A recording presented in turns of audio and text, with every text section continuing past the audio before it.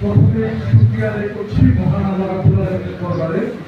হাজার হাজার নাফরমানি করা সত্ত্বেও এখনো পর্যন্ত দুনিয়ার সব আকাঙ্ক্ষিগণ এবং আল্লাহর ইসলাম বিরোধী নানা ধরনের কাজে লিপ্ত থাকার পরেও এখনো পর্যন্ত যে আল্লাহ তাআলা খাওয়াই নিচ্ছে, পড়াই নিচ্ছে এবং সুস্থ রেখেছে, ভালো রেখেছে, সবাই একবার বলে আলহামদুলিল্লাহ। এই আলহামদুলিল্লাহটুকুই কাজে আসবে।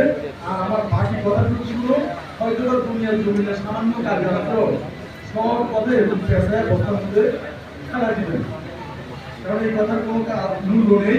শুধুমাত্র আল্লাহর জিকির এবং আল্লাহর ইবাদত করার জন্য আমাদেরকে পাঠাইছে, কিন্তু আমরা এখানে এসে এক একজন মন্ত্রী, MP, chairman, member, prime minister পর্যন্ত নিজের এই দায়িত্ব কাঁধে নিয়ে এটাকেই দুনিয়ার সব কিছু মাকসাদ মনে করে বসে আছি, কিন্তু এগুলোর জন্য আমাদেরকে পৃথিবীতে পাঠায় না।